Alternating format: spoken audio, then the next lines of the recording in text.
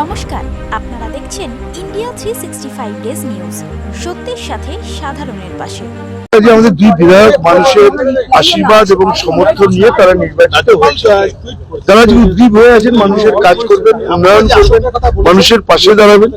দীর্ঘদিন ধরে আমাদের মহামান্য রাজ্যপাল, তিনি রাজনৈতিক একজন বিজেপির একজন রাজনৈতিক নেতা হিসেবে শুধু বিবৃতি দিয়ে যাচ্ছেন। আজকে দুজন বিধায়ক নির্বাচিত হওয়ার পরও আজকে তাদের শপথ বাক্য পাঠ হচ্ছে না। তারা মানুষের বিধায়ক হিসেবে শপথ নিয়ে মানুষের কাছে মানুষের উন্নয়নের কাজে লাগতে পারছেন। নিয়ম অনুযায়ী হচ্ছে যে মাননীয় রাজ্যপাল বিধানসভায় আসবেন, তাদের শপথ বাক্য পাঠ করাবেন। যদি সম্ভব না হয় তাহলে তিনি বিধানসভার অধ্যক্ষকে দায়িত্ব দেবেন। তিনি কোনোটাই করছেন না, বিজেপির নেতা হিসেবে শুধু বিবৃতি দিয়ে যাচ্ছেন।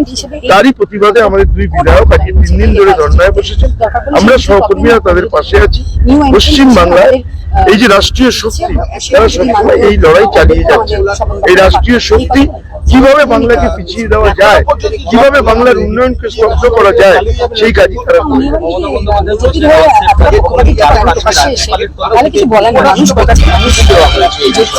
আমি একটা কথা বলি যে রাজ্যপাল, আমাদের এখানকার রাজ্যপাল, তিনি নিরপেক্ষ নন। তিনি যেভাবে অ্যাক্ট করছেন, যেভাবে বিবৃতি দিচ্ছেন, মনে হচ্ছেন তিনি একজন বিজেপির নেতা।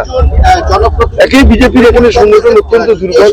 তা আমার মনে হয় উনি যদি প্রকাশ্যেই বিজেপি করেন এবং রাজভবনকে বিজেপির কার্যালয়ে পরিণত করেন, সেটাই সব থেকে ভালো।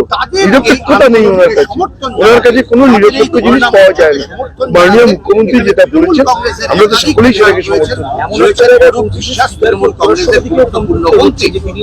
আমরা চেষ্টা করছি, কারণ মানুষ আমাদের ভোট দিয়েছে। তারা উন্নয়ন চান, তারা মমতা ব্যানার্জির উপর বিশ্বাস, রাস্তা ভরসা রেখে আমাদের দুই প্রার্থীকে নির্বাচিত করেছেন।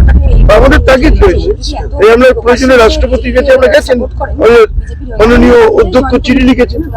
আমরা চাই রাষ্ট্রপতি হস্তক্ষেপ করুন, দুই বিধায়কের যত দ্রুত সম্ভব শপথ গ্রহণ পান।